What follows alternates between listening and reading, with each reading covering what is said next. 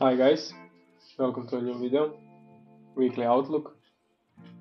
As always, starting with the economic news calendar, we can see that this week is juiced with the news. On Monday we don't have any news, and I will be really careful trading on Monday because it's newsless Monday and it's day pre-CPI. On Tuesday we have the CPI, which are big news, and we are categorizing them in the big three news event. On Wednesday we have PPI, and on Thursday we have the unemployment claims, and on Friday we don't have any news, but we are gonna trade the 9:30 open volatility as always. So just be careful around Monday and Tuesday. Other than that, you should be fine, and this should be pretty good trading week. So as always, let's start with the DXY chart.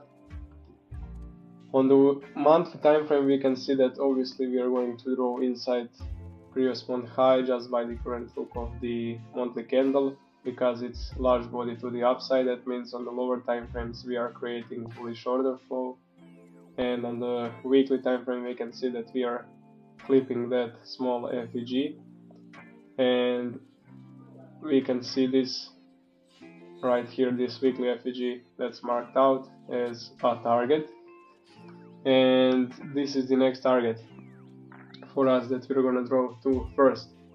On the weekly we have the bullish context aligning with that monthly idea, and on the daily time frame we have those bullish order flow legs. Currently we have the breakaway gap right here with the overlapping array here, and this is actually a breakaway gap, so this FEG probably won't get filled, so this probably won't happen because the third candle closed way above the second candle in the three candle FEG formation. So what I'm waiting now is potentially a new FEG to be created somewhere around here, and then to draw towards those highs. Euro, just the inversely to the DXY analysis, is the weaker asset than the GBP right now, and it's aligning with the DXY analysis, so focus on Euro. Let's go with the commodities. On commodities we have bullish monthly time frames all over the place. On the silver and on the gold we are seeking the previous month high right here. On the weekly time frame we have the, let's do it like this. On the weekly time frame we swept that low, and we have the SLT right there, which happened, which means that silver is much stronger.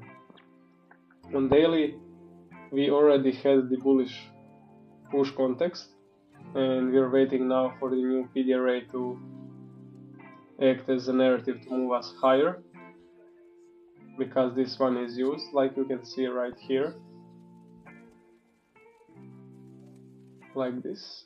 This is already used, so the best will be to wait for new narrative around here and to go towards our doll on drawn liquidity. We can see that silver is much stronger because it has no resistances, same like gold, towards the ultimate drawn liquidity, but it's much closer as well, so just play those relative strength when trading those assets.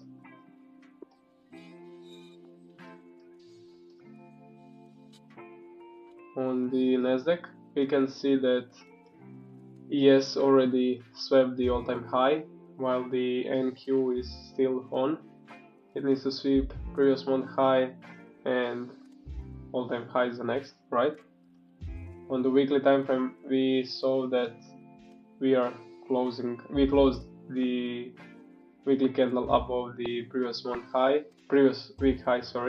which means that next candle we are expecting to go towards the drawn liquidity and towards the previous week high right there. Same scenario is happening on the S&P. we closed above this swing high, created a fair value area, and we are expecting to go towards the previous week high, which is right here, like that. On daily time frame on NQ we have the push context. It's still not completed, and we're running the previous day high right there, so most likely tomorrow we're gonna get towards the external range liquidity right there. And on the ES side we can see how much stronger it is, and yeah, previous day high should be the drawn liquidity because we're running the previous day high right here, and we just closed with sweep on this level. But if the lower time frames are showing higher, like example right now for our FEG, that can push us higher towards the previous day high that will be on Monday. Let's see what is BTC doing. On the yearly chart we have that monthly push context right here with the overlapping array right there. We are sweeping the external range liquidity, which in theory means if we swap that, we should go and towards the next doll, which is this yearly FEG, and that scenario is actually aligning nicely with the monthly, because monthly have the bearish push context to the lower side. Monthly push FEG in towards the external range liquidity, and we're respecting it right now because you can see the wick inside of that. That means on the lower time frames we are having the order flow shifts. You can see that on the weekly we are sweeping the swing high as well, no opposing PD raise, there is liquidity right there, low resistance liquidity, killer swings all over there. But the ultimate confirmation for us will be if we get the daily bearish FEG from that monthly FEG. So we need to get some FEG around here, so maybe we can get positioned towards the external of the monthly and potentially towards the yearly FEG. So on the daily we are waiting for the order flow shift to the lower side. If not, if we run that high, we can adapt. That will be potentially bullish scenario. On Ethereum there is actually not much activity. We are having S&T on the previous month high. You can see how that looks on the weekly time frame. Sweeping the swing high with S&T, potential next draw and liquidity is right there. But on the daily we don't have any order flow shifts. But there is a lot of low resistance liquidity resting there as well. On Solana, starting from the monthly chart, we can see that we are sweeping that external range liquidity right here, and we should go and seek inside of this monthly FEG as our next drawn liquidity. On the weekly time frame we can see that we are setting up the weekly FEG in 4 hours right here. That is our narrative to push us higher, but by the current look it's looking like a breakaway gap, which means that it maybe doesn't even go inside of this gap. It should go straightly to the previous week high.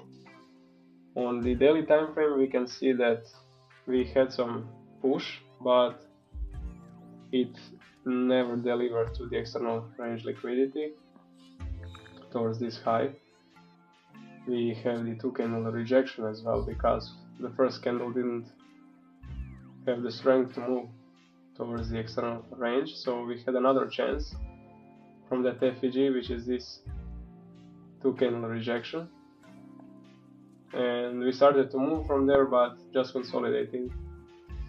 Maybe it was because that weekly is being created right there and it's stronger and higher time frame, so that should be the magnet for the price. But if we close like this, that should be the breakaway gap, and we should continue to go up. Other than that, all other altcoins not much movement. Aster is doing the 2 candle rejection. First candle from this FEG failed to move us lower. Now we are doing so from this high, which is not good for this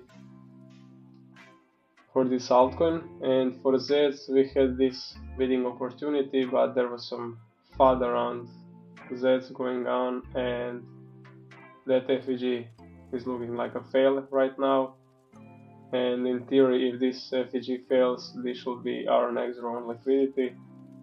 But we can see that we are having some reactions off of this level, and that is probably a swing low on the lower time frames such as daily, and that is the case right here.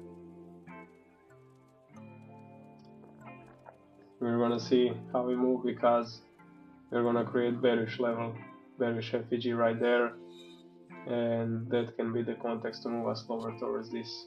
So yeah, happy trading guys next week, and be safe, enjoy.